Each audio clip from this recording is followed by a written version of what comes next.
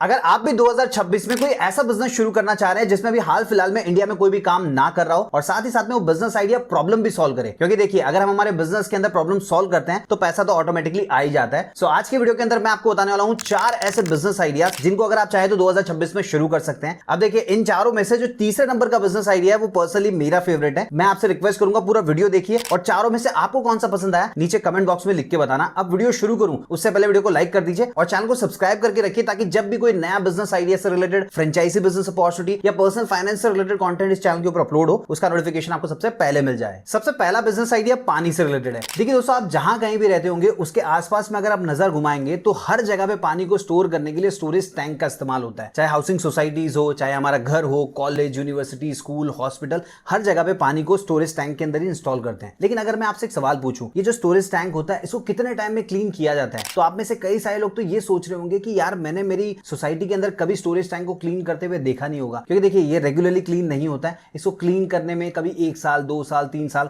उससे ज्यादा का टाइम भी लगता है। और देखिए जहां कहीं भी पानी को स्टोर किया जाता है वहां पे क्लीनिंग करना बहुत ज्यादा जरूरी होता है, अदरवाइज बहुत सारे हेल्थ इफेक्ट हमको देखने को मिलते हैं। देखिए वाटर टैंक को अगर प्रॉपर्ली क्लीन ना किया जाए तो उसके अंदर बैक्टीरिया की ग्रोथ होने लगती है, काई लगने लग जाती है और भी बहुत सारे इश्यूज हो सकते हैं, जैसे कि स्टमक इन्फेक्शन होता है, स्किन प्रॉब्लम्स हमको होने लगती है। आजकल आपने देखा होगा हर दूसरे या तीसरे इंसान को स्किन प्रॉब्लम होती है। इसका वन ऑफ द रीजन ये भी कि जहां से पानी को सप्लाई किया जा रहा है वहां पे प्रॉपर्ली क्लीनिंग नहीं होती है। अब जरा सोच के देखिए, अगर आप एक ऐसा डिवाइस बना देते हैं जिसको वाटर स्टोरेज टैंक के अंदर लगा दिया जाए तो ये प्रिडिक्ट किया जा सकता है कि कब क्लीनिंग करने की जरूरत है और कब क्लीनिंग करने की जरूरत नहीं है। जैसे मान लीजिए अगर पानी के अंदर बैक्टीरिया की ग्रोथ हो रही है तो वो भी पता चल जाए, अगर काई लग गई, इन शॉर्ट जो भी कंसर्न पर्सन है उसको नोटिफिकेशन चला जाए कि वाटर स्टोरेज टैंक को क्लीन करने की जरूरत है। अब जरा सोच के देखिए, ऐसा डिवाइस अगर आपने बना दिया तो आपके कस्टमर हर जगह पे होंगे, हाउसिंग सोसाइटीज में भी होंगे, घरों में भी होंगे, कॉलेजेस, स्कूल्स, यूनिवर्सिटी, जहां कहीं भी लोग रहते हैं और पानी का यूज करते हैं वहां पे आपके कस्टमर्स होने वाले हैं। अब हो सकता है आप में से कुछ लोग सोच रहे होंगे बोलना बहुत आसान है लेकिन ऐसा डिवाइस बनाएंगे कैसे? देखिए मार्केट के अंदर ऑलरेडी IoT सेंसर्स आते हैं जिनके साथ AI को क्लब करके इस प्रकार का डिवाइस बनाया जा सकता है। मान लीजिए आपको टेक्नोलॉजी में ज्यादा नॉलेज नहीं है तो उस केस में आप किसी ऐसे इंसान की हेल्प ले सकते हैं जो टेक्नोलॉजी में अच्छी खासी नॉलेज रखता है, उसके साथ मिलकर आप इस कॉन्सेप्ट के ऊपर काम कर सकते हैं अगर करना चाहें तो। लेकिन दोस्तों उससे पहले आपको प्रूफ ऑफ कॉन्सेप्ट को तैयार करना होगा, मतलब पहले ट्रायल करना होगा कि आपका जो डिवाइस है प्रॉपर्ली काम कर रहा है कि नहीं कर रहा है। सो आप अपने आसपास की कुछ हाउसिंग सोसाइटीज के अंदर ऐसे डिवाइस इंस्टॉल कर सकते हैं, फिर उनसे जो भी डेटा मिलता है उसको मॉनिटर कर सकते हैं और प्रॉपर्ली अलर्ट जा रहा है कि नहीं जा रहा है ये चीजें आपको चेक करनी होगी और उसके बाद में इसको कमर्शियली लॉन्च किया जा सकता है। अब अगर हम बात करें रेवेन्यू कैसे जनरेट होगा तो देखिए 2 तरीके से हो सकता है। सबसे पहला, जो भी डिवाइसेस आपने बनाए हैं उनको इंस्टॉल करने के लिए आप वन टाइम इंस्टॉलेशन फीस लेंगे, जो 5,000 हो सकती है, 10,000 हो सकती है, जो भी अमाउंट आपको सही लगे। उसके बाद में हर साल एक एनुअल सब्सक्रिप्शन फीस आपको उनसे चार्ज करनी होगी।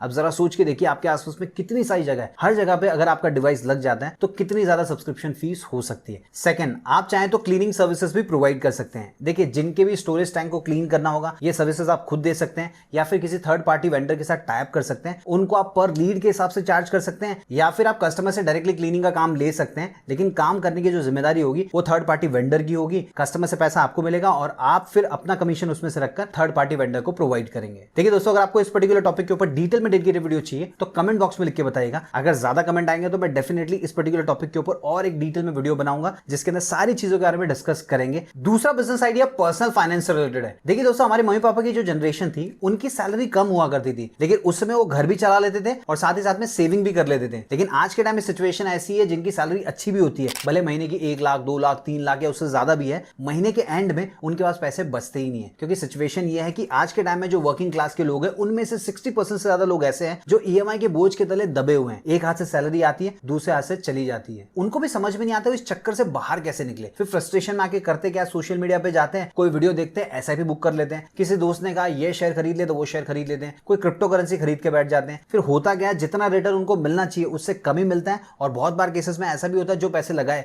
वो भी उनके डूब जाते हैं। अब जरा सोच के देखिए कितने सारे लोग हैं जो इस प्रॉब्लम को फेस कर रहे हैं। सो इनके लिए एक AI powered personal finance coach बनाया जा सकता है जो हर एक इंसान को उसकी कंडीशन के हिसाब से सजेस्ट करे कि उसे कहां पे इन्वेस्ट करना चाहिए। और मान लीजिए कोई इंसान डेट ट्रैप में फंसा हुआ है, मतलब बहुत ज्यादा कर्जा है, तो उससे वो बाहर कैसे निकल सकता है उसके लिए भी स्ट्रैटेजी उसको प्रोवाइड की जा सकती है। अब हो सकता है आप में से कई सारे लोग सोच रहे होंगे हमको पता कैसे चलेगा उस पर्टिकुलर इंसान का कितना कर्जा है या कितनी उसकी इनकम है, कहां वो खर्चा कर रहा है। देखिए सारा डेटा अवेलेबल होता है उसके SMS में और उसका जो मेल होता है उसके अंदर, क्योंकि मेल के अंदर स्टेटमेंट्स आते हैं, स्टेटमेंट्स को रीड किया जा सकता है। अब मान लीजिए ऐसी एप्लीकेशन को जब भी कोई यूजर इंस्टॉल करेगा तो सबसे पहले उससे कंसेंट लिया जाएगा कि उसका जो कॉल है, SMS है, मेल है, इन सबको एक्सेस किया जाएगा जाएगा और उसका जो डेटा है उसको कलेक्ट करके, उसको एनालाइज करके उसको रिपोर्ट प्रोवाइड की जाएगी। अब मान लीजिए किसी यूजर ने एप्लीकेशन को इंस्टॉल कर लिया, तो सबसे पहले वो एप्लीकेशन क्या करेगी, 1 या 2 महीने का डेटा कलेक्ट करेगी, उसके जितने भी SMS है, जो भी मेल है, उन सबको रीड करके उसे बताएगी कि जो भी डेटा हमने कलेक्ट किया उसके हिसाब से आपकी फाइनेंशियल कंडीशन इस प्रकार की है और आपको ऐसा कुछ करना चाहिए।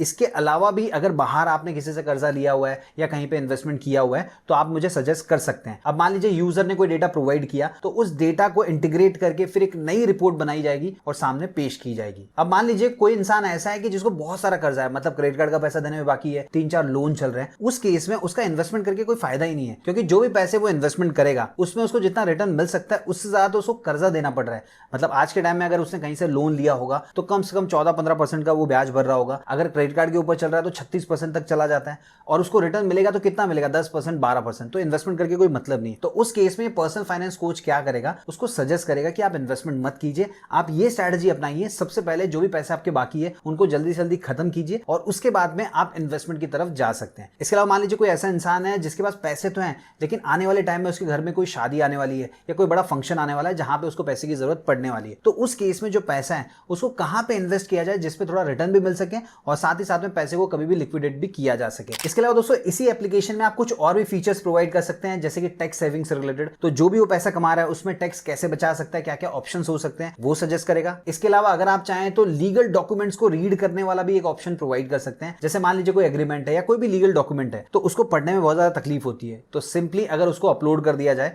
तो जो AI होगा वो उसको अच्छे से रीड करेगा, उसका क्या एक्चुअल में मतलब है वो बताएगा और आप कौन सी पार्टी है, तो आपके हिसाब से एग्रीमेंट सही है नहीं है, ये लीगल डॉक्यूमेंट सही है नहीं है, ये सारी चीजें प्रोवाइड करेगा। अब अगर हम बात करें रेवेन्यू कैसे जनरेट होगा, तो देखिए जो भी यूजर्स आपकी ऐप को यूज करेंगे वो तो आपको पैसे देंगे नहीं, क्योंकि अगर आप पैसे चार्ज करेंगे तो बहुत ही कम लोग उसको यूज करेंगे। तो उस केस में आपको रेवेन्यू जनरेट करने के लिए दूसरे तरीकों की तरफ जाना पड़ेगा। सबसे पहला, आपकी ऐप अगर फ्री है तो आप एडवर्टाइजमेंट दिखा सकते हैं। जो भी फाइनेंशियल कंपनीज होती है उनका CPC जो होता है वो काफी अच्छा होता है। इसके अलावा जो फाइनेंशियल प्रोडक्ट्स होते हैं उनको भी आप अपने प्लेटफॉर्म के ऊपर प्रमोट कर सकते हैं। जितना भी कन्वर्जन आएगा उसके हिसाब से आपको कंपनी की तरफ से पैसे मिलेंगे। इसी प्रकार के कुछ और भी रेवेन्यू स्ट्रीम्स को ट्राई किया जा सकता है। अगर आपको इसके ऊपर डिटेल में वीडियो चाहिए कमेंट बॉक्स में लिख के बता सकते हैं। तीसरा बिजनेस आइडिया सेल्स से रिलेटेड है। देखिए दोस्तों, आप जहां कहीं भी रहते हैं उसके आसपास में कई सारे ऐसे छोटे छोटे बिजनेसेस होंगे जिनमें सेल्स की टीम होती है, जिसमें 5, 7, 10, 12, 15 इतने लोग रहते हैं। सो जो सेल्स की टीम होती है इनको लीड्स प्रोवाइड किए जाते हैं। उसके बाद में वो लीड्स के ऊपर कॉलिंग का काम करते हैं, उनको अपने प्रोडक्ट और सर्विस बेचने की कोशिश करते हैं, मतलब जो भी लीड्स हैं उनको कस्टमर में कन्वर्ट करते हैं। अब देखिए ये जो 8-10 लोग होते हैं इनमें से मुश्किल से 2 या 3 ही लोग ऐसे होते हैं जो अच्छा परफॉर्म करते हैं, बाकी के जो होते हैं वो अच्छा परफॉर्म नहीं कर पाते। अब इनके साथ होता क्या है, जो अच्छा परफॉर्म करते हैं उनको इंसेंटिव भी मिलता है, उनको अप्रिसिएशन भी मिलता है, उनको अप्रेजल भी मिलता है, लेकिन जो अच्छा परफॉर्म नहीं करते उनको सबसे पहले तो वार्निंग मिलती है। अगर उनका परफॉर्मेंस सुधरता नहीं है तो कंपनी से बाहर कर दिया जाता है, फिर नए लोगों को हायर किया जाता है, फिर उनको ट्रेनिंग प्रोवाइड की जाती है, फिर उनमें से कोई एक आध आदमी अच्छा निकलता है और बाकी के लोगों को फिर से टर्मिनेट किया जाता है, फिर से नई हायरिंग होती है और ये जो प्रोसेस होता है छोटी छोटी कंपनीज में चलते रहता है। अब देखिए जब भी नए लोगों को हायर करना होता है, उनको ट्रेनिंग प्रोवाइड करनी होती है और उसके बाद में उनको टेस्ट करना होता है, इसमें अच्छा खासा पैसा वेस्ट होता है। लेकिन दोस्तों जरा सोचिए, जो 2-3 लोग हैं जो अच्छा परफॉर्म कर रहे हैं, कस्टमर्स को कन्वर्ट कर पा रहे हैं, उनके कॉल्स को अगर मॉनिटर किया जाए और पैटर्न फाइंड आउट करने की कोशिश की जाए कि एग्जैक्टली वो ऐसा क्या बोलते हैं जिसकी वजह से कस्टमर हाँ बोल देता है प्रोडक्ट या सर्विस खरीदने के लिए। अगर वो पैटर्न मिल जाए, उसी पैटर्न की ट्रेनिंग दूसरे लोगों को प्रोवाइड की जाए और उनको रेगुलर फीडबैक दिया जाए तो उनको भी इंप्रूवमेंट करवाया जा सकता है। लेकिन सबसे बड़ी प्रॉब्लम क्या होती है, मान लीजिए एक कंपनी है जिसमें 10 से 15 लोग काम कर रहे हैं, एवरी डे अगर एक सेल्स पर्सन 100 कॉल लेता है तो दिन के हो जाते हैं 1000 से 1500 कॉल। अगर इनको मैन्युअली मॉनिटर करने जाए तो नेक्स्ट तो इंपॉसिबल है, लेकिन AI की मदद से ये चीज पॉसिबल है। अब जरा सोचिए, आप एक ऐसा सिस्टम बिल्ड करते हैं जिसके अंदर जो सेल्स पर्सन है जितने भी कॉल्स करते हैं सारे के सारे वहां पे सेव हो जाते हैं। उसके बाद में AI क्या करती है, उन सारे कॉल्स को सबसे पहले तो स्पीच से टेक्स्ट के अंदर कन्वर्ट करती है, फिर उनको एनालाइज करती है, पैटर्न फाइंड आउट करने की कोशिश करती है कि क्या चीज ऐसी बोली गई जिसकी वजह से कस्टमर ने एग्री कर लिया और क्या चीज बोली गई जिसकी वजह से कस्टमर ने डिनाई कर दिया। और जब एक विनिंग पैटर्न मिल जाता है तो उस पैटर्न को हर एक सेल्स पर्सन को दिया जा सकता है, उसको ट्रेनिंग प्रोवाइड की जा सकती है, फीडबैक दिया जा सकता है कि आपको भी इसी प्रकार करना होगा, तो इससे सेल्स को बहुत ज्यादा बढ़ाया जा सकता है। इसके अलावा इंडिविजुअली जो लोग काम कर रहे हैं उनको भी फीडबैक दिया जा सकता है, जो अच्छा परफॉर्म कर रहे हैं उनको बता सकते हैं कि आप ये सारी चीजों में अच्छा कर रहे हैं, इनको कंटिन्यू कीजिए, लेकिन इन सारी चीजों में इंप्रूवमेंट किया जा सकता है। और जो लोग अच्छा परफॉर्म नहीं कर रहे हैं उनको रेगुलरली फीडबैक देके ट्रेनिंग प्रोवाइड करके इंप्रूव करवाया जा सकता है। अब देखिए जो बड़े बड़े कॉल सेंटर्स होते हैं, बड़ी बड़ी कंपनीज होती है, उनके पास तो ऐसे सारे सिस्टम्स होते हैं कि वो सारी चीजों को मॉनिटर करते हैं, फीडबैक वगैरह प्रोवाइड करते हैं। लेकिन जो छोटे लेवल पे बिजनेस कर रहे हैं उनके पास इतने पैसे नहीं होते कि वो बड़े बड़े सिस्टम्स को बाय कर सके।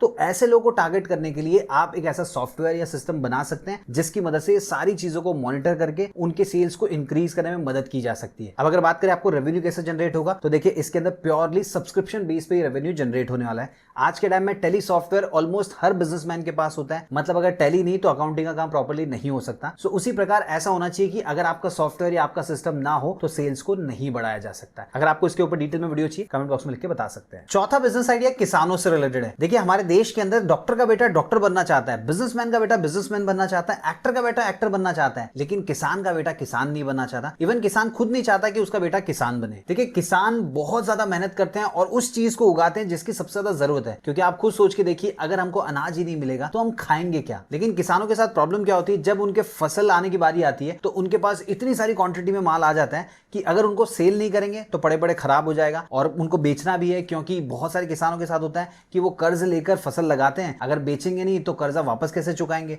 और बहुत बार ऐसा भी होता है कि बारिश आ जाती है या एनवायरमेंट कंडीशन ऐसी हो जाती है कि उतनी अच्छी फसल आ नहीं पाती, तो जितना पैसा उन्होंने लिया है, जैसे मान लीजिए 2 लाख रुपए का कर्जा लेकर फसल लगाई है तो 2 लाख रुपए भी रिकवर नहीं हो पाते। अब जरा सोच के देखिए अगर किसान को यह पता चल जाए उसकी जमीन में क्या क्या चीजें उगाई जा सकती है और जो चीजें उगाई जा सकती है उनकी मार्केट में कितनी डिमांड है और कितनी सप्लाई है, तो जिस चीज की डिमांड सबसे ज्यादा है लेकिन सप्लाई कम है तो किसान वही चीज उगाएगा, ताकि उगाने से पहले ही उसे पता होगा कि जो मैं उगा रहा हूं वो जल्दी बिक जाएगी। अब आप में से कई सारे लोग सोच रहे होंगे ये कैसे पॉसिबल हो सकता है, अगर ऐसी चीज पॉसिबल होती तो ऑलरेडी हो चुकी होती।